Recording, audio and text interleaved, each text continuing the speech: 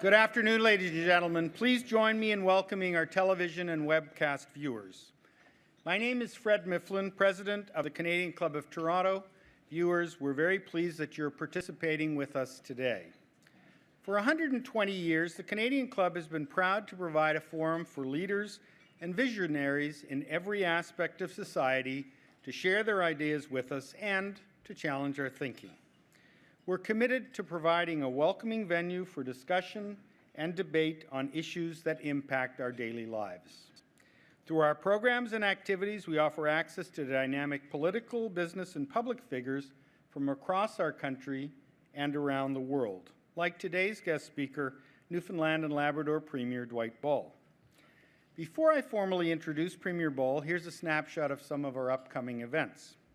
On Wednesday, November 23rd, the Honourable Bob Chiarelli, Ontario's Minister of Infrastructure, will discuss the province's long-term infrastructure investment plans. And on Monday, November 28th, the Honourable Deb Matthews, Ontario's Deputy Premier, Minister of Advanced Education and Skills Development, and Minister responsible for digital government, will address the club.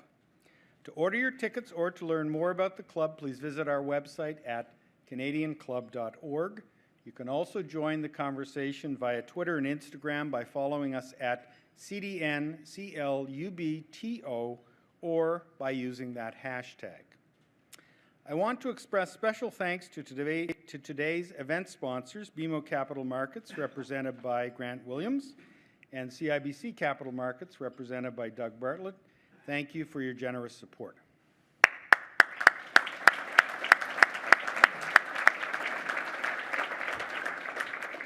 I also want to recognize the youth and young leaders who are with us today, sponsored by Altius Minerals Corporation from the Monk School of Global Affairs and the School of Public Policy and Governance at U of T. Welcome and thank you for joining us.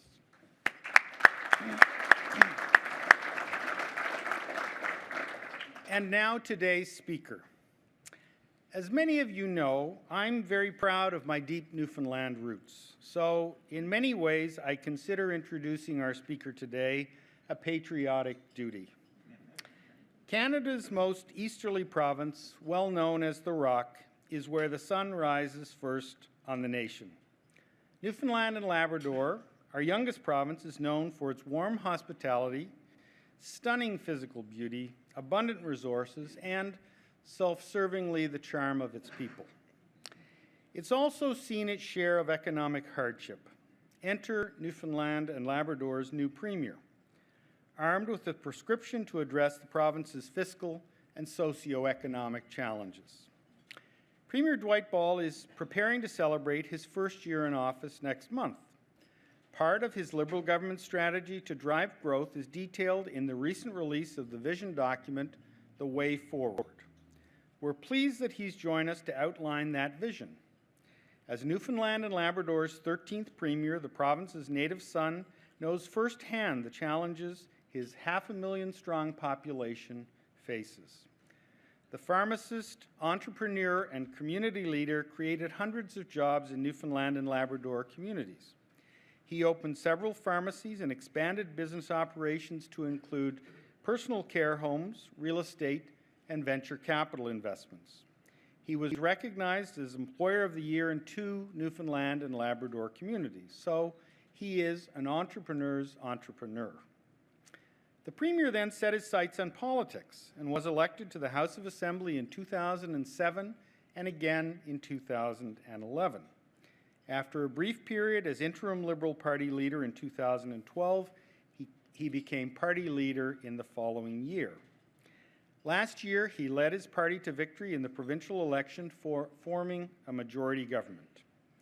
In addition to his premiership role, he's also the Minister for Intergovernmental Affairs and the Minister of Labrador and Aboriginal Affairs. The Premier has kindly agreed to take questions following his formal remarks, so if you'd fill out the Q&A cards on your table, one of our staff will collect them and will then address them to the Premier. So, Premier Ball, welcome. The Canadian Club of Toronto's podium is yours.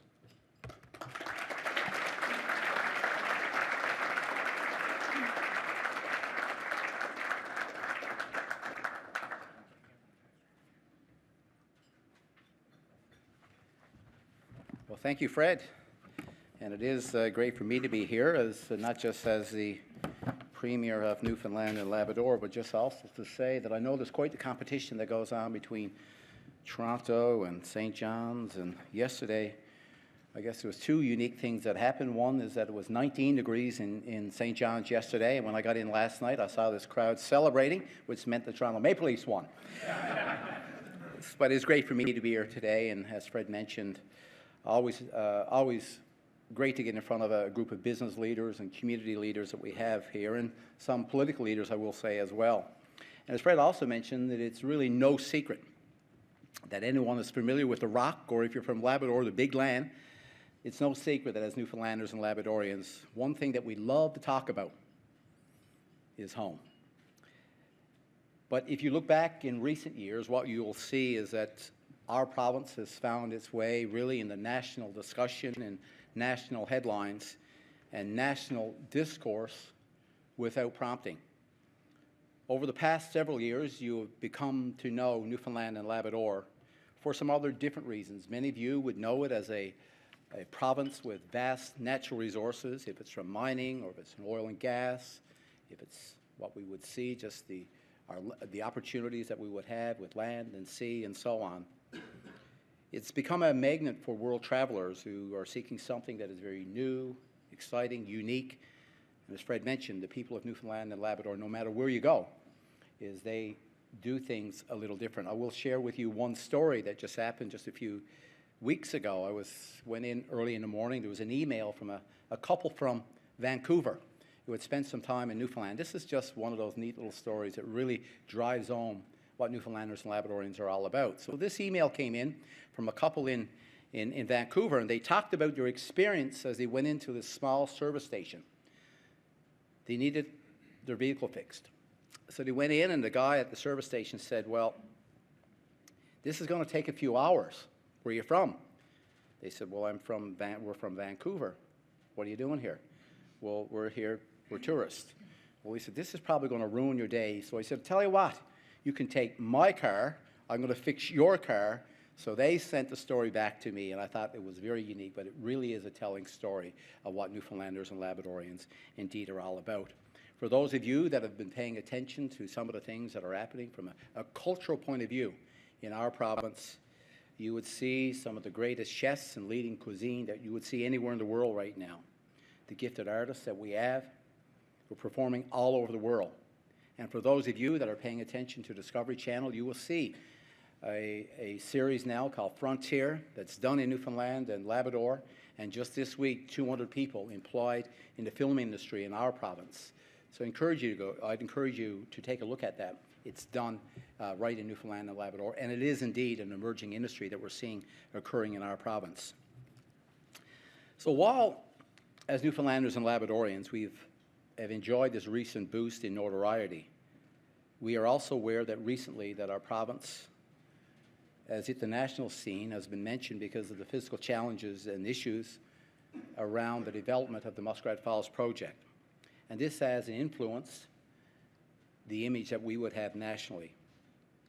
I would say I've heard some speeches by some commentators and some op-eds that's been done by other people that it really reminded me of a speech that you'd give at some kind of funeral directors convention or something. But I just want to assure people in this room tonight, or today, that Newfoundland and Labrador is not dead yet. We have a bright future, and there's lots of opportunities for investments in our province. And I just want to remind you in this room, and indeed remind the nation, that Newfoundland and Labrador continues to be a place of tremendous opportunity. It is a wonderful place to invest, and a province with a bright future.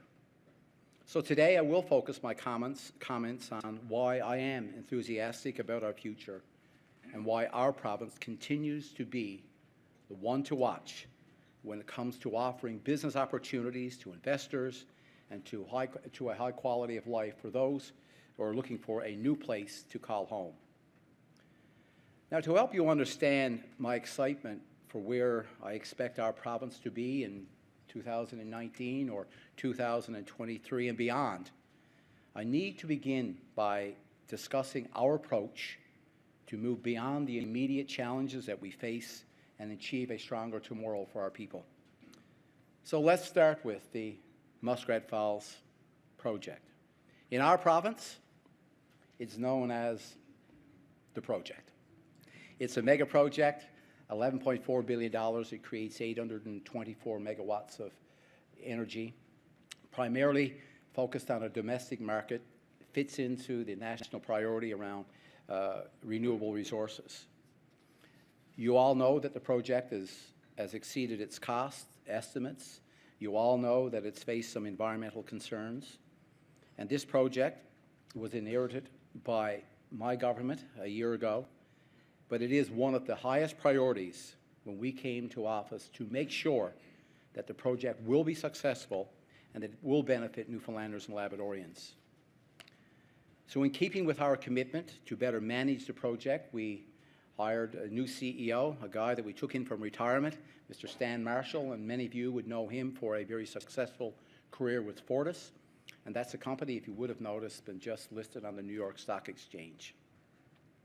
So we've been working very closely with our federal partners, and we just announced an enhancement to the original loan guarantee, an extra up to $2.9 billion in the federal loan guarantee. So we've improved the financing structure, we've improved the management structure at Nalcor.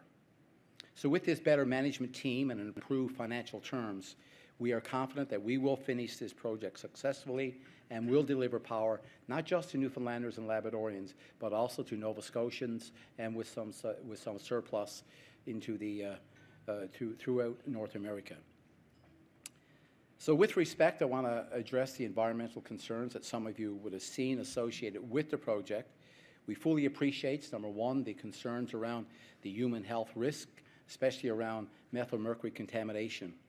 And as part of that, we do respectfully understand the Indigenous leaders in our province and the position that they took.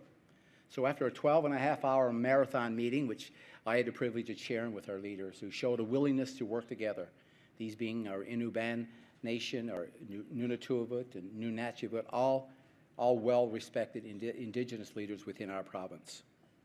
We put in place an expert advisory committee. Decisions will be made based on science, evidence-based, as we move this project forward. The committee will be mandated to seek independent, evidence-based approach on how these decisions are made affecting the project, but keeping in mind that Indigenous traditional knowledge is critically important when you do major developments in places like Labrador. So it's been said that we have raised the bar in addressing environmental and Indigenous concerns for all future large projects in Canada. So working together, we will develop this project successfully, responsibly, and with the appropriate level of community engagement. So I want to take a few minutes now to talk about where we are with the fiscal situation that we have in our province. We were having a chat at the table there as we are enjoying our lunch. In December 2015, this year, one of the first announcements that our government had to make to the people of our province and to investors around the world was that we were facing not a $1.1 billion deficit, but indeed a $2.2 billion deficit based on the budget announcement of 2015-2016. So we went to work, we kind of rolled up our sleeves, and we decided that we would face this challenge head on.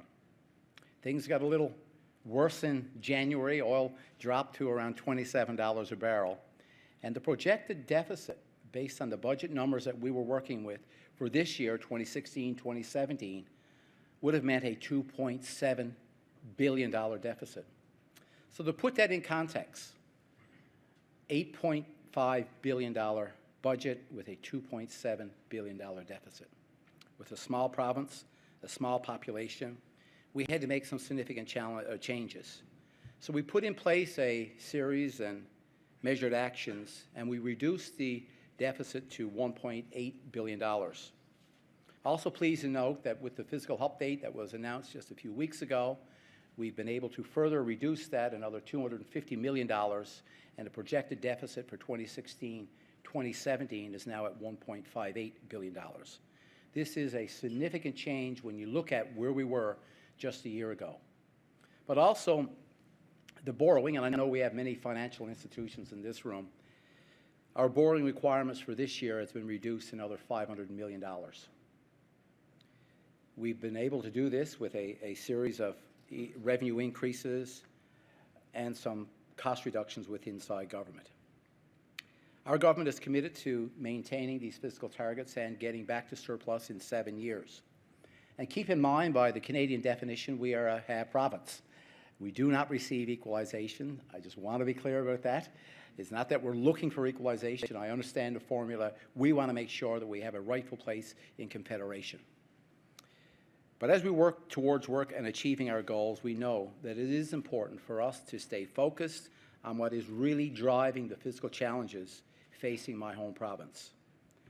Discussions about Newfoundland and Labrador's economy often end up focusing on the state of oil prices. But really, this can lead to a misunderstanding of what is the real issue. It can cause you to think that we have a revenue problem.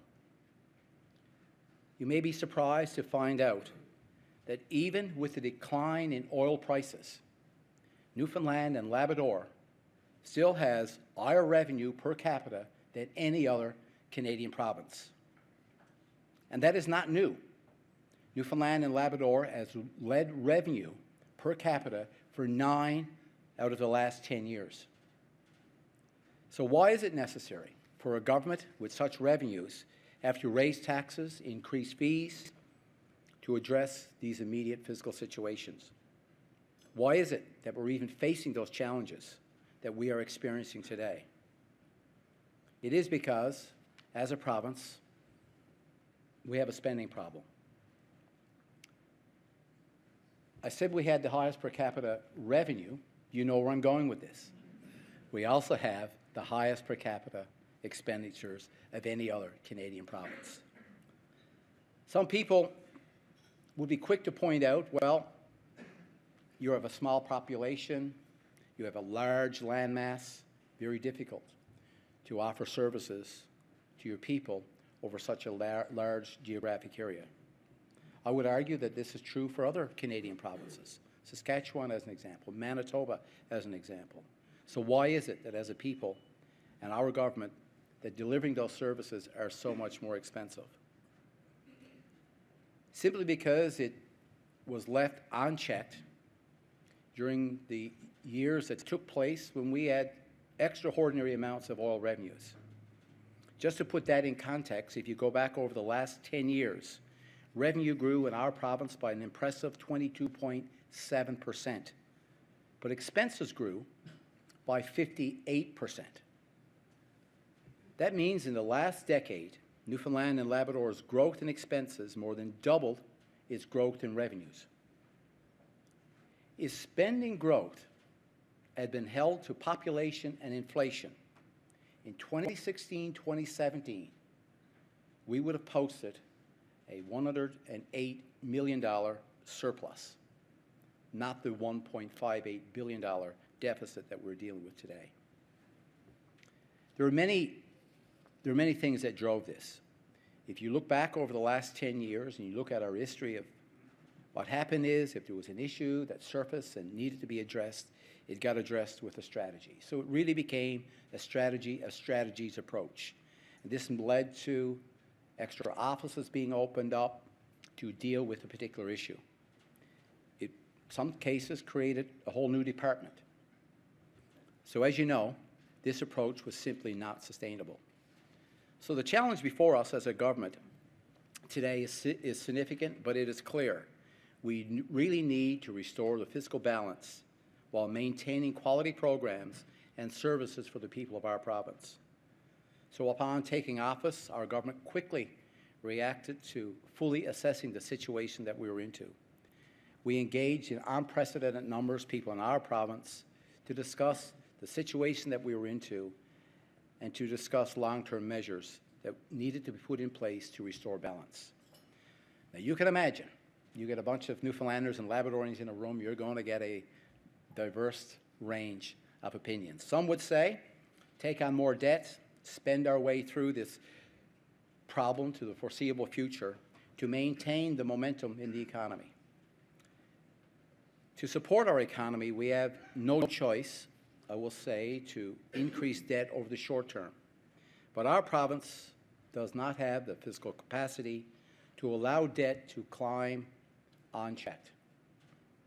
Many people would have argued that you need to put in place a series of immediate cuts to government programs and to public sector jobs to reduce expenses quickly. So while we recognize the need to reduce spending, making huge cuts within a short period of time would dramatically change the level of service received by the people in our province and could cause serious shocks to our economy.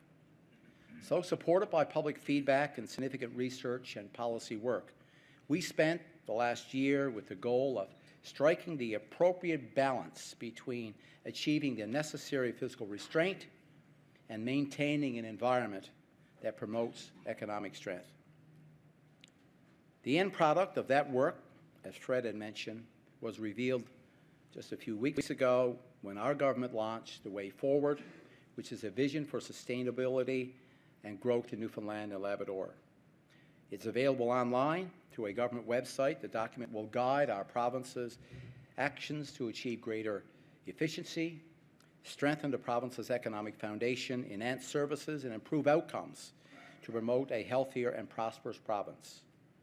So I'm proud to say that The Way Forward was developed through the feedback of residents, the business community, our community leaders, many associations, and just regular people living in our communities. There was a tremendous amount of feedback that came in to produce this vision document.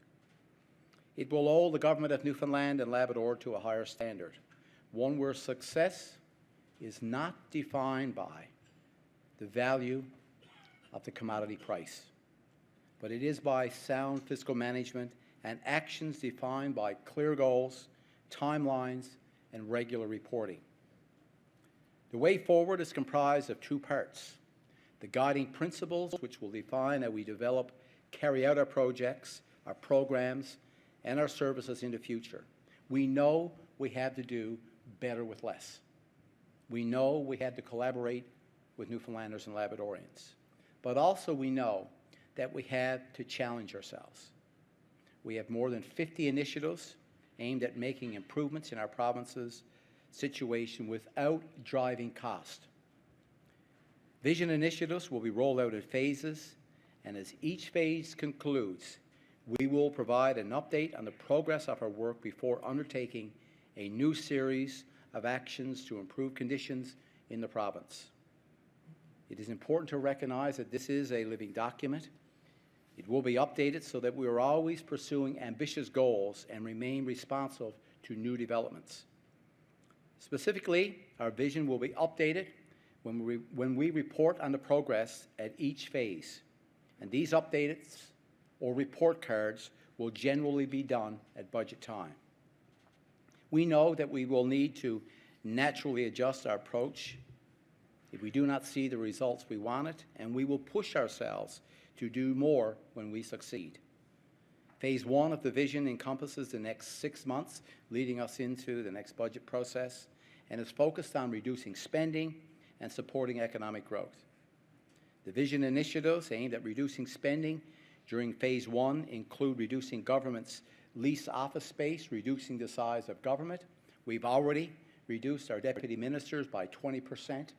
We've reduced our assistant deputy ministers by 20%, and we've reduced our communication staff by over 30%. So these initiatives are also aimed at improving the province's overall performance in a number of other areas. For example, the vision sets out a long-term population health goals. It sets out targets for immigration.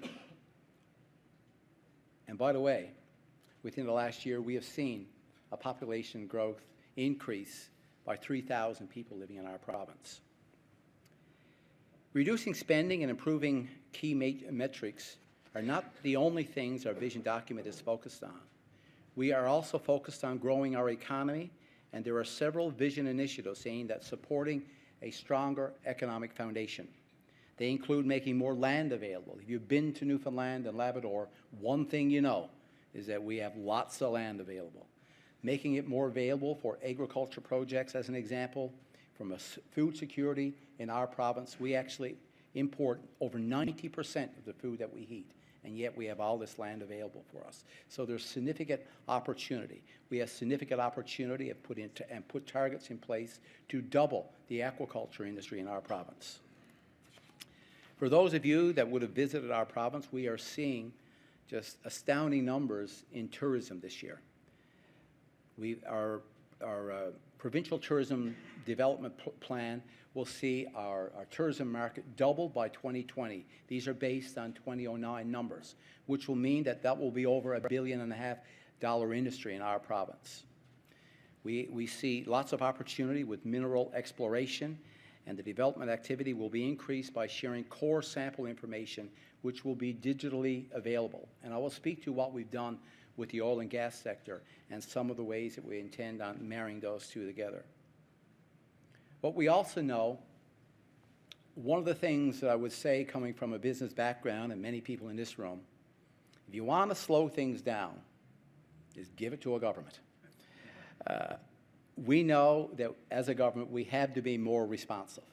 So what we will be putting in place is a major investments project unit. These are people that are dedicated to major investments in our province and help people navigate through what can be a very complex system. The unit will assess impacts on the economy throughout the province when projects are being considered, improve internal and external communications regarding projects that are under review, and doing this and keeping in mind that we will guarantee a high level of regulatory standards. So I've addressed the fiscal update of where we are. I've talked to you a little bit about Muskrat Falls. But I also want to discuss around the vision the initiatives that will focus on growing the economy, because I want to emphasize that Newfoundland and Labrador is indeed a place of opportunity. Our government is focused on fostering an environment where business can thrive. In the coming years, we will diversify our economy by supporting industries with potential while also strengthening the industries that have sustained us for many years. As the oil and gas sector rebounds, we are actively engaged in creating conditions for increased exploration and development in Newfoundland and Labrador. Our province, as you know, is rich in natural resources, including offshore oil and gas. And we are revealing more and more offshore oil and gas prospects through extensive geoscience activity. We now have contemporary, high-quality data on our offshore prospects, which is attracting global attention. Our province's seismic program is one of the largest ongoing offshore 2D seismic programs in the world today. Through new seismic work, we have identified over 20 basins, significant new basins that cover with over 350 leads and prospects. The result in this investment in geoscience has been nothing short of sensational. We firmly believe that by identifying frontier areas for companies interested in Newfoundland and Labrador offshore, we will facilitate more exploration and entice more investment. Our priority is to position the province as a preferred global location for oil and gas development, and we certainly have the resource potential to justify this ambition. In August, our government announced that the Newfoundland and Labrador 2016 Independent Resource Assessment, covering a new basin, the West Orphan Basin, had identified 25.5 billion barrels of oil and 20.6 trillion cubic feet of gas. This new basin, the West Orphan Basin, which is largely within Canada's 200-mile nautical zone limit, is already attracting global attention. To put it in context, many of you would have heard of the Jeanne d'Arc Basin, which is really the Hibernia field. Its sheer size of the new West Orphan Basin is almost 4 times the size of the Hibernia field. So it is significant. And that's just one of 3. More recently, the Canada, Newfoundland, and Labrador Offshore Petroleum Board announced a successful call for bids in our province's offshore. Overall, there is a total work commitment of close to $758 million with 8 successful bidders. So this was just last week. 3 new entrants into our offshore industry. Also, there were 8 parcels of land that were awarded, 4 in the newly identified West Orphan Basin, 2 in the Flemish Pass, which was really a basin that started to open up just a few years ago, and 2 more in the Jeanne d'Arc Basin around the Hibernia, which is the Hibernia Fields. So to put this in context, in just the last 2 years alone, that is $2 billion worth of investment into the offshore based on these successful tenders. So we are certainly looking forward to continued exploration and development of our offshore for decades to come. The reserves are there, the interest is there, and that's been very obvious and evident over the last few weeks. So with the phenomenal natural resources available to us, a unique place, and a culture that identifies us as welcoming others, and now a clear vision to guide us, you can see why that I am looking forward to witnessing the future of Newfoundland and Labrador continuing to be very successful. I haven't even touched on the remarkable post-secondary institutions that we have that are just doing tremendous research on Arctic development, how we work in difficult and harsh environments. I haven't even touched on that. We could give a speech on that alone. But in the backdrop of everything that I said today, I will say, I'm sure, as you know, we do face challenges. But then again, what province hasn't? Several provinces, even today, are subject to the same fluctuations that we are seeing in commodity pricing, and we're not seeing them give up, and we will not give up. It's not the Canadian way. And given that Newfoundlanders and Labradorians are identified by their grit first, their stubbornness second, it is truly not the Newfoundland and Labrador way. We have a long history of rising to the occasion and overcoming the immediate physical challenges that we face will simply be just another chapter in our long history. We have established a way forward to guide us to a better place, and in following it faithfully, we will realize that our vision and the future of our province. Our government's vision of Newfoundland and Labrador is one of a strong, diversified province with a high standard of living. With the determination and drive of Newfoundlanders and Labradorians, we will be supportive and responsive, we're being innovative, putting in place efficient programs and services to our residents. We will achieve the vision by reducing our spending responsibly, improving our province's performance in key areas of health and immigration. And we will achieve it by supporting new revenue generation by developing the vast natural resources and business opportunities within our borders. And as we realize our vision, there will be several smart, intelligent investors who will take advantage of the opportunities presented by an economy that is on the rebound and a provincial government that is focused on fostering economic growth. So I want to thank you for this opportunity, and I look forward to your questions.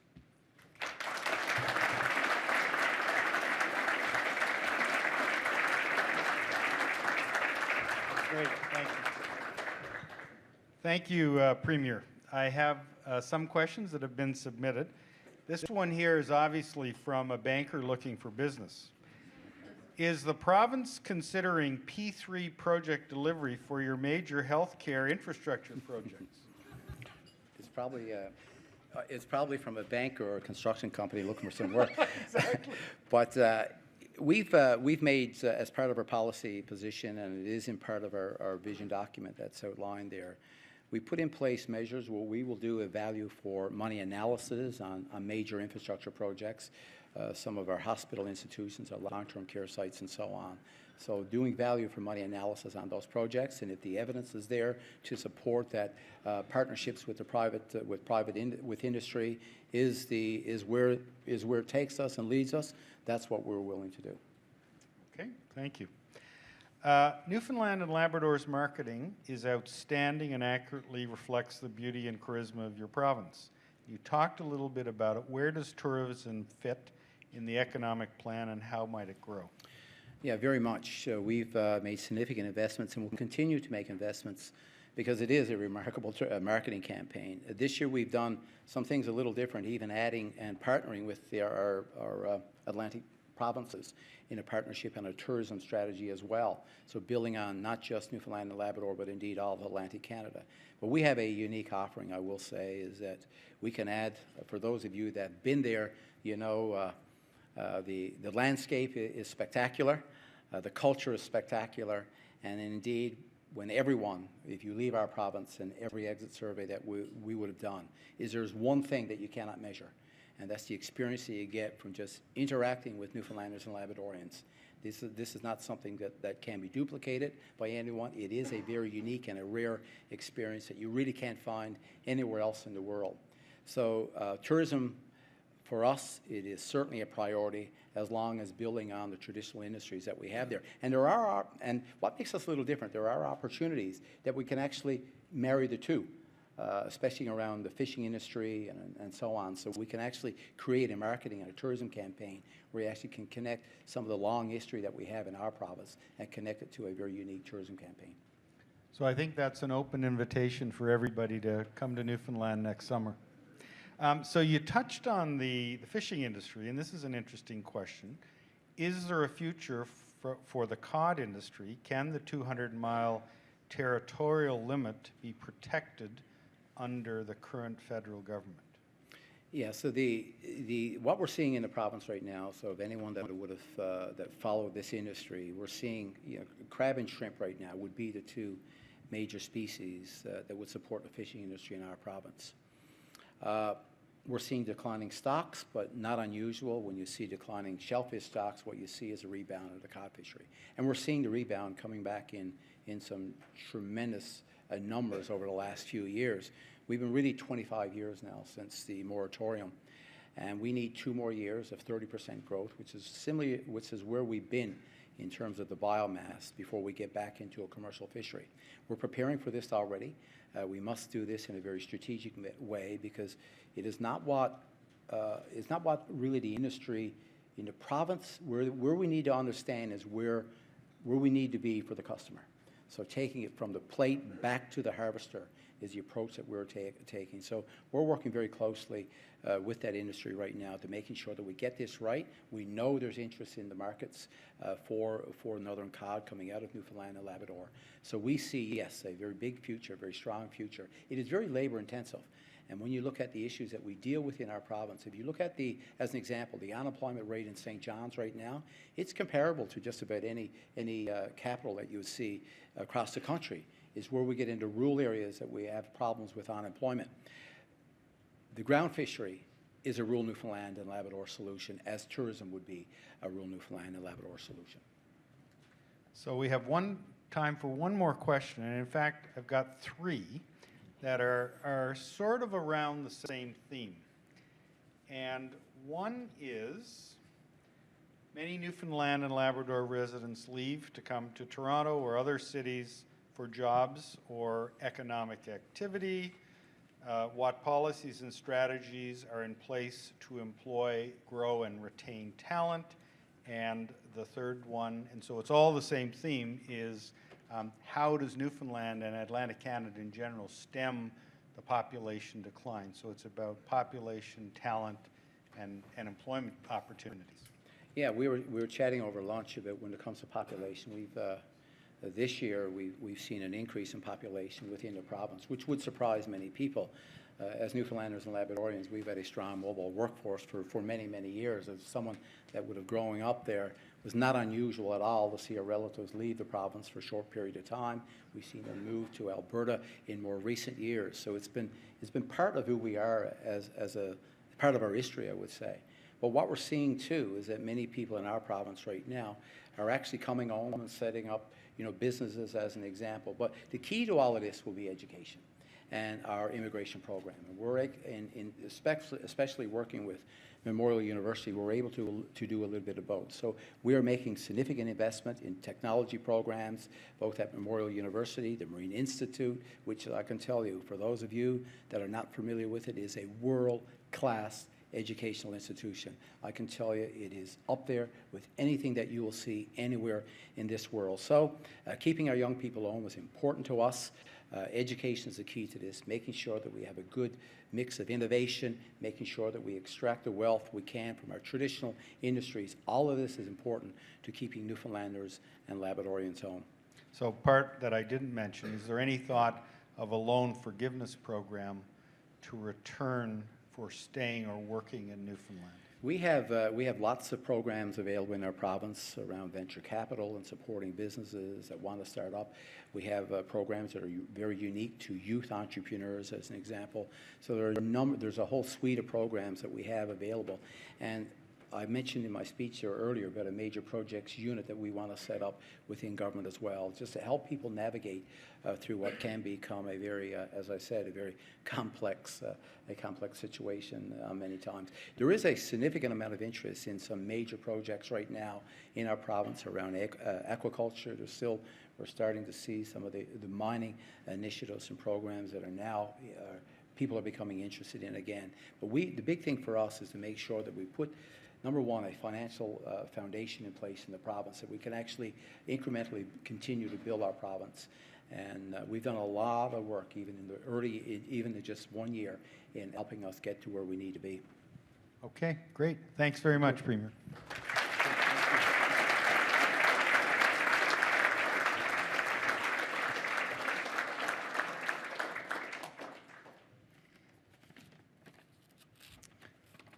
So, Premier, I want to formally thank you for sharing your bold and ambitious plan for the province that is so admired. It may be easy for me to say, but Newfoundlanders and Labradorians are very resilient people. No matter the adversity or setback, our province is known for never quitting, as you said. You've clearly seized on those attributes. Your main themes strike a chord with all of us here today, no matter where we work or live. Fiscally trying times call on all of us to do more with less, to cut waste, to create partnerships, and challenge ourselves to find new solutions. We admire your passionate loyalty to Newfoundland and Labrador. Your approach and philosophy to considering the input of every citizen advisor is also very admirable. So as you set out implementing your vision, we all want to wish you every success in building a brighter future for all Newfoundlanders and Labradorians. Thank you.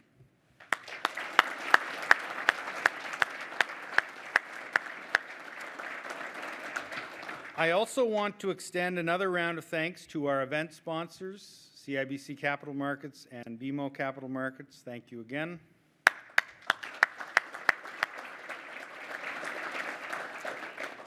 This concludes our program today. I want to thank MediaEvents.ca, Canada's online event space, and VVC for live streaming today's event. To learn more about the club, please visit us at canadianclub.org. Thanks again for joining us today. We look forward to seeing you at another of our events in the near future. Have a great afternoon.